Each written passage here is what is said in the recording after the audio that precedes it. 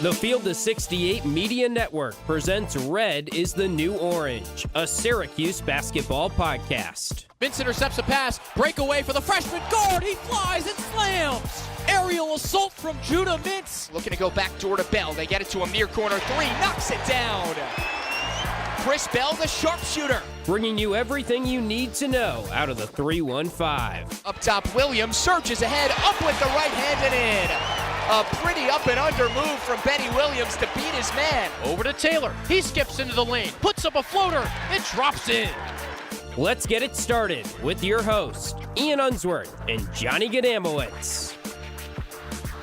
Happy New Year, folks. Syracuse dives headfirst into conference play, falls to Wake Forest on New Year's Eve, but Johnny Gadamowitz, the Orange, have an opportunity to bounce back. 6 o'clock today against Florida State and the Tuck, the Donald L. Tucker Center in Tallahassee. So we'll talk about both games here on Red is the New Orange. Ian Unsworth and Johnny Gadamowitz, as always. Follow us on Twitter as we ring in the new year, F68_Cuse, and also give the Field of 68 and the Field of 68 podcast network a follow, because you can find our live stream podcast there. And on the Field of 68, you'll get news, notes, and all there is to know about the wide world of college basketball. There are good conference games every single night, and they break it down on After Dark afterwards. If you're a late night person like myself, you're up until 11, midnight even. Well, these guys keep you company, and they do more than just that. So definitely a show worth tuning into almost every night to get your college basketball fill, or listen in the morning afterwards. I do that sometimes too. All right, Johnny, let's harken back to New Year's Eve. Tuesday, December 31st, Syracuse played Wake Forest pretty tough at the Dome, but still without J.J. Starling. And again, the guys on the broadcast, Doug Sherman and former Wake Forest great. It wasn't John Henson this time. It wasn't John Henson. Man. His name is escaping me, but he is another former Randolph Childress. Former yes. Demon Deacon in the early 90s. They were also very positive about J.J. Starling's status. Let's get that out of the way. Now let's focus on the game itself. Got off to a 16-2 deficit. Not good. Came all the way back. Took the lead in the second half. At one point was up 6 early in the second half. And then it all kind of fell apart. Johnny, what do you contribute this just inefficient, inexplicable ebbs and flows to? Yeah, so a couple things. One, you love to see the battle back nature, even to the extent of taking the lead. But I'm not as willing to gloss over the slow start as you just were, Ian. This is becoming a little bit of a motif. And I get it. Red's got a quick leash with a lot of these guys. We saw a lot of the starters on the bench early. Chris Bell barely played. Elijah Moore barely played. But this is far from the first time. Go back to the Maryland game from a couple weeks ago. Go back to the Texas game from last month. Like, you can point to numerous occasions where a slow start really ended up costing Syracuse in the end. And I know they played better, they battled, and they displayed resiliency. But if you don't have that slow start, that's the difference between a win and a loss right there. That's number one. Number two, the defense for me just continued to be subpar. When Wake went on its run, from a shooting standpoint, you had Syracuse players just, it felt like not switching on picks that led to a lot of open threes and a lot of open looks that, again, schematically from a defensive standpoint, just can't happen. It's not December 1st anymore. It's January 1st now. You're into the new year, and those sort of lapses are okay in the early season, not so much once you hit conference play. And then the other number for me, and that really sticks out like a sore thumb, continues to be the turnovers. And I know the turnovers haven't been like a huge issue that have plagued this team so far, but if you're going to turn it over 18 times, combined with the slow start that you have, you can't shoot just 37% from the floor. It's one thing if you're going to play fast and you're going to turn it over because you want to push the break and you're a little bit more efficient on offense to sort of compensate for that. We didn't get that in this game whatsoever. So I think for me, again, and you preface it all with, yes, they showed fight. They didn't just roll over and quit. Still too many, issues that are kind of becoming more bigger macro level problems at this point in the year. Well, the turnovers and the slow start coincide. 13 of the 18 turnovers were first half turnovers. A lot of that came as Syracuse tried to find the right combination of guys to put on the floor at the same time. Elijah Moore, 6 minutes. Chris Bell, 9 minutes. Donnie Freeman played 23 in total, but he got the hook pretty early too. None of those dudes looked like they had any chance to contribute offensively. It wasn't like they weren't getting the ball. I mean, the first 2 sets of the game, Syracuse ran for Chris Bell. And it looked like he had no clue what to do with the thing. Quote from Kyle Cuff after the Bucknell game. Didn't talk about it last week, Johnny, but I wanted to bring it up today because I think this really exemplifies the slow start. Kyle Cuff said that when conference play comes, we have to make our moves faster. If we move faster, the turnovers won't happen. Teams are going to come trap the bigs when they throw it down low, and Syracuse has to move, cut, and space for the bigs to open things up. And instead of Jaquan Carlos having 9 assists, maybe it's Eddie Lampkin or Donnie Freeman who have the 9 assists. Well, obviously, the assists didn't come for those guys. Wake Forest did bring double teams, and Wake Forest did junk it up a bit on defense. A couple of, you saw 2-3, you saw a bit of 1-3-1 at the end of the first half. So all that stuff for 2 freshmen and a guy whose game is primarily based on shooting the 3, who really has not shot the 3 well, those things are going to make it difficult, just keeping up with the pace of conference basketball. So that, to me, is why the team started slow. Agree? Disagree? Yeah, no, I'm with you. I think that makes sense. I mean, we're talking about 8 assists on 21 made buckets. So it's not as if, this team had that level of crispness that we've alluded to in previous episodes. I think another sort of telling thing, you mentioned Cuff, even with an injured JJ Starling, Ian, he took 14 shots. I'm not sure if Kyle Cuff taking 14 shots, mind you, only making 2 of them, is a formula for success. I appreciate him being a spark. I appreciate him, giving Orange fans way more than he kind of brought to the table last year, particularly from an offensive standpoint. But you just need more of a well-rounded effort. And to be quite frank, and this is a conversation that's been prolonged for a couple weeks now, as soon as Starling went down, me and you hopped on this podcast and we kind of agreed that, look, you need a guy. You need, as much as everyone's going to have to chip in a little bit more, you do need that closer. You do need that, okay, put the team on my back. And here we stand a couple weeks into it now, and we still haven't gotten that. And that, I think, is really alarming from an offensive standpoint and reared its ugly head in this game. Make no mistake, especially when you're going up against the Salas. And Hunter Salas played the full 40. He scored 23 took over the second points, half. Took over the basketball game, and 4 other Wake Forest players still managed to notch double figures. So they just had more offensively in the toolbox than the Orange did. I think it's as simple as that. The reason Kyle Cuff is scoring and contributing, he gets out there and knows what to do with the basketball. Even though it's not always the right thing to do, he catches the ball and says, I'm going straight to the rim, in transition, in the half court. It doesn't matter. He scored 14 points on 9 made free throws. He attacked Wake Forest. And when Syracuse took the lead in the second half, started to assert itself as Wake continued to miss 3 after 3, then the floodgates opened, the Demon Deacons made the threes, and Salas took over. Before that, Jaquan Carlos started attacking the rim. We've lamented his lack of scoring throughout the season. We know he's not going to be a scorer. But Wake figured him out pretty early.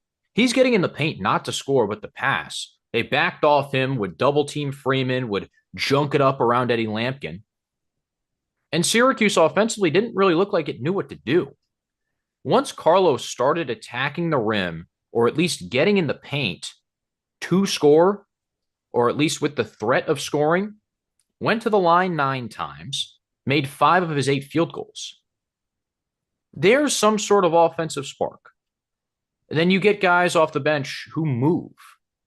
Peter Mastorovich moves. Jair Davis knows where to be on the floor, and that's how you come back from a 16-2 deficit. It's not like Wake Forest just stopped playing for 5 minutes.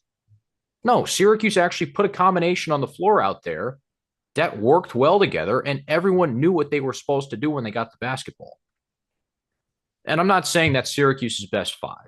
Let's not do that. Let's not go there. But the guys that are lost offensively or are uncomfortable offensively because the game's moving faster, you got to get them up to speed fast because those are your best players at this moment. But the guys that know their role are better suited for a game like this, where Wake is just as physical, just as long, and just as tall as you are. And I'm curious to see how that translates into Florida State because like you mentioned, Ian, we don't have to have the whole starting lineup, closing lineup conversation. But you saw that quick leash, right? Chris Bell, Elijah Moore played a combined 15 minutes. The guys that didn't show up ready to play didn't play. So does that lead to more tinkering? Does that lead to more combos? Does that lead to more, dare I use the word, experimentation in the month of January? Maybe that's kind of what this squad is working with right now, and obviously the Starling injury doesn't do you any favors. But I'm really curious to see. You know, look, this is not mix and match time anymore, or at least it shouldn't be. Maybe it is a little more so than we both want to admit, and Orange fans want to admit. But you're right. I think there is a level of Jaquan Carlos's game that has gone untapped so far this year, and if that means he's got to be a little more assertive, and like you mentioned, not even score the basketball, but just possess that threat of, okay, hey, I can be a, presence in the paint. I can be someone who drives and someone who is looking to kick out for the open perimeter shooter because much of his play this year has come on the perimeter, right? We haven't seen him kind of really be that slasher type guard a ton. He's not big enough because he's not. He's a point guard and he is a facilitator first. But if he can get something going off the dribble and just kind of keep defenses on their toes, then yeah, I think the sky is the limit as far as what he can do in conference play. And it's starting to come around too. He's starting to get the feel for things. He averaged 10 points, 6 assists in December. The ball is starting to roll for Carlos. He's getting more and more comfortable. Last but not least, before we move on to Florida State, let's tip our proverbial caps to Lucas Taylor.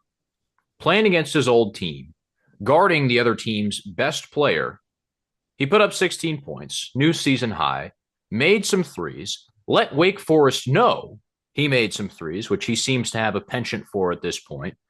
And for the first half, and I would say about the first 5 minutes of the second half, Lucas Taylor had Hunter Salas in a vice grip. Salas was not very comfortable in the first half. Yeah, he picked up a foul, and there were some foul issues on Wake Forest that threw their rotation a little out of whack. Efton Reed had 2. Yep. So Wake Forest played small. That's another reason why Syracuse's smaller lineup with Mastorovich and Davis really worked well, because it was kind of speed against speed, and Syracuse could whip it around and not worry about big old Efton Reed in the paint. But back to Taylor and Salas. Johnny, Lucas Taylor has now shown multiple times this year he can shut down an opponent's best perimeter player. Think about Trey Johnson. You mentioned the Texas game earlier. Superstar freshman that has a nuts first half, making everything in sight, and completely falls off the map in the second half. He's still chucking, but he almost shot Texas out of the game and into the loss column because Taylor was causing problems, jawing at him, getting up in his face, contesting everything, forcing long twos. And Salas had that rut, but then he made a 3. And Wake Forest, Steve Forbes, smartly started putting him in all kinds of pick and rolls, and he picked Syracuse apart. Passes to the corner. Fredrickson made one. Juke Harris made a couple. I told you Juke Harris is an NBA player, and I'm standing by that. I thought he looked great. But Wake Forest, 27% three-point shooting team on the season, starts to make them, and you just have to ask, all right, how many runs does Syracuse have in it? Without Starling, there aren't many left in the chamber. Something about Taylor that's really stood out too, and you mentioned the defense, but offensively he started to come around pretty nicely as well. And I think that's something that Red Autry is looking for right now. Guys who are not only excelling in practice, but when push comes to shove and it's game time, getting it done on both ends. Through the Georgetown game, Lucas Taylor had made 1 3-pointer all year. You look at the past 3 contests, Maryland, Bucknell, Wake, he's knocked down a combined 8. So he's clearly testing his range. It's paid off. He's seen an uptick in the scoring. And you're right. He's someone who has proven that, okay, maybe when you're going up against the cream of the crop ACC teams, because look, Wake Forest is no world beater, maybe he gets lost in the shuffle a little more and is not able to lock down, the leading scorers of the Dukes of the world, of the Carolinas of the world. But heck, I mean, Hunter Salas is right up there with some of those guys that the Carolinas of the world are going to bring to the table. So Someone needs to yeah, guard Ian Jackson. I can tell you right. that right now, because Ian Jackson's cooking. For a team that does have, it feels like so much negativity kind of surrounding it. And for good reason, they're under 500. They're 6 They and haven't beat 7. a Power 5 team yet. He has been one of the real bright spots, particularly over the course of the past couple weeks, that I think Orange fans could be pretty excited about moving forward. Yeah, Cuff, Taylor, Carlos are probably the brightest spots on this Syracuse team right now. And yeah, it's cool, but at the same time, it's not who you need to pick it up. There are some very notable names in the starting five who could really stand to figure it out against Florida State. 6 o'clock tip against Syracuse at the Donald L. Tucker Center. It's on ACC Network. So, Leonard Hamilton's team, Johnny, has been in the news for the wrong reasons over the past week or so. I guess a little mini shockwave through the whole college sports business landscape as a bunch of former Florida State players, including Primo Spears, Jalen Worley, a couple other guys, I think it's 6 in total. They are suing Leonard Hamilton for unpaid NIL agreements, I guess you want to call it, because there are no contracts to be spoken of with these things. It's just a bunch of text messages and emails. Bad business, first of all. I think anybody who went to business school, management school, whatever it may be, will tell you that. But second of all, beyond all this, Leonard Hamilton is kind of the last of the Mohicans when it comes to these grizzled veteran ACC coaches. And like Larinaga, he doesn't have a title to his name. How long do you think he sticks it out with all this? Well, I can tell you that this recent story probably isn't going to extend his career much longer than he had in mind initially, because let's be frank, this sounds like one big headache for everybody involved. You alluded to it, Ian, but the lesson here, I think, is get everything in writing. And yeah, there's various legislation that continues to get looked at and tinkered with, but I think that is where this is headed. You cannot just go on, word of mouth promises and hope to see everything that you were promised, unfortunately. And these Florida State players learning that the hard way. FSU is an interesting case. 9-4 on the season. They have dropped both of their lone conference games, 0-2 in conference play. If you remember, they were all right last year. I believe right around 500 in ACC play. Year before that, they were terrible. So if you zoom out and kind of go year by year over the course of the past 2-3 seasons, things have sort of taken a turn for the better. Are they world beaters? No, not by any stretch. They've lost both of their conference games so far.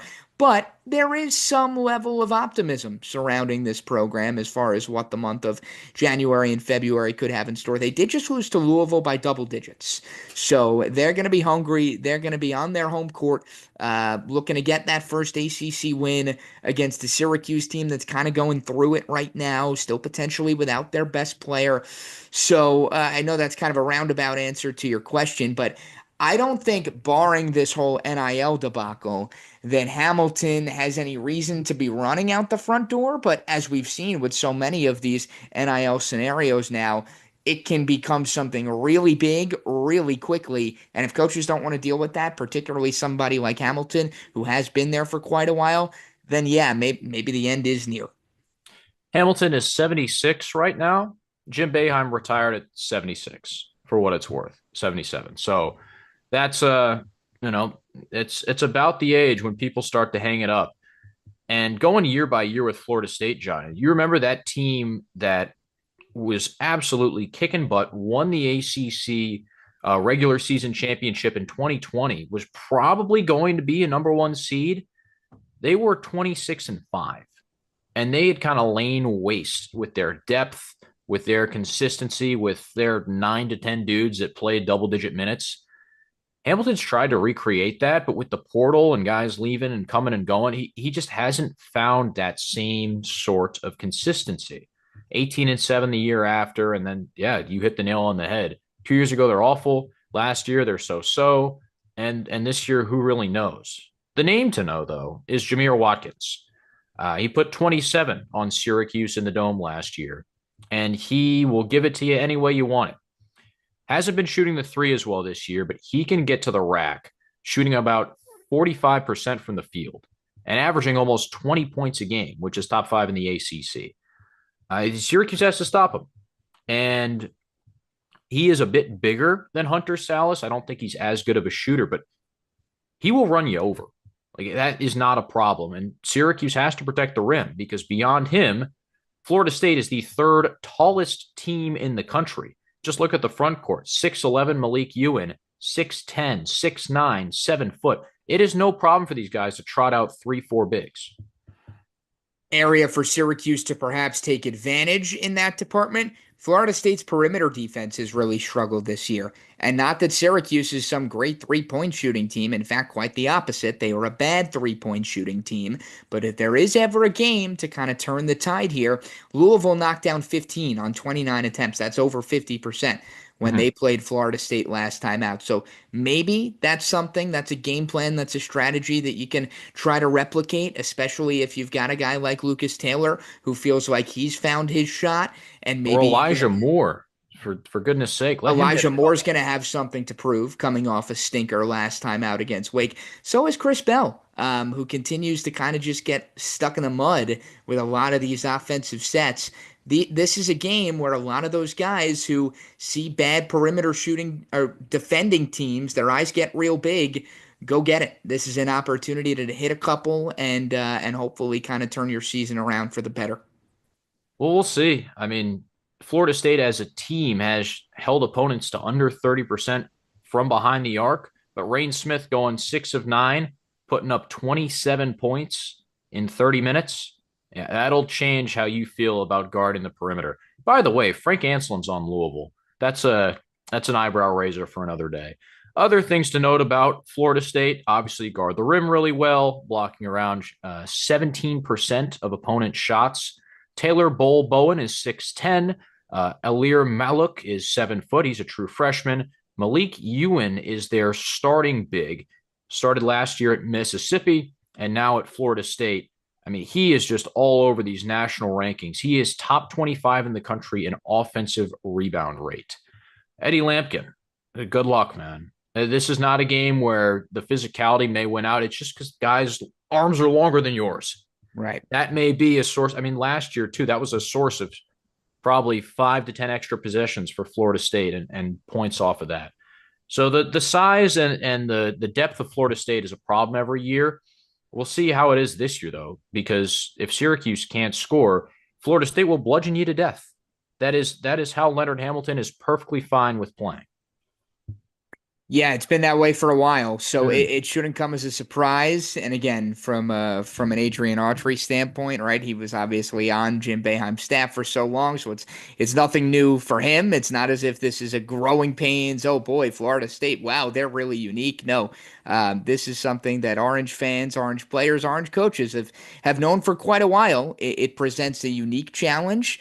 Maybe we see a lot of Eddie Lampkin and Jair Davis on the court together to try to counteract the size and the bigs that Florida State brings to the table. Or maybe it's the opposite, right? Maybe you don't try to go punch for punch with them and beat them at their own game, but maybe you go small and hope that you can put some guys on ice skates and create some mismatches and sort of go from there.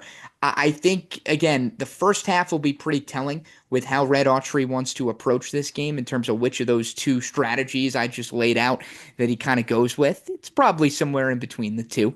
But again, for a team that, again, under 500 now, right? 6-7 really needs a win. There's only so much wiggle room. I think, that experimenting, so to speak, that I dropped that word earlier. I don't know how much of that we're going to see because this is a game that the Orange could really use. And if they don't have, could make a whole lot of people very frustrated before we really even get into the crux of ACC play. After Florida State, Syracuse has Georgia Tech, Boston College, and Louisville. Yellow Jackets at home, Eagles on the road, and then Cardinals at the Dome. I mean, those are games traditionally in Syracuse history over the past 3-4 years. You think you should win them, but you never really know with this team. last but not least, Johnny, Florida State has a true freshman point guard, Daquan Davis, 29 assists to 20 turnovers this year. So we'll see how Jaquan Carlos handles it. About the same size, 6 foot, 6'1", 175. So that should be a like-for-like matchup. It's not like Carlos will be seeing a bigger, taller defender, unlike the rest of the Syracuse team, which will be probably hounded for most of the night offensively. So something to keep an eye on. Maybe Carlos can win in the pick and roll game just like he did against Wake Forest. And you'd hope so. I mean, right? From a veteran, a guy who's been to another school, a guy who has been towards the top of the CAA in the assists per game category last year, has translated over pretty nicely to ACC play, has seemed to have found a nice form as of recently. Yeah, going up against a true freshman, that's something that should really excite him. Well, we'll see what Syracuse can do. 6 o'clock tip on ACC Network. The Orange hoping to avoid falling to 6-8 on the season. Yeah, with tougher ACC tests down the line. So we'll keep an eye out for it.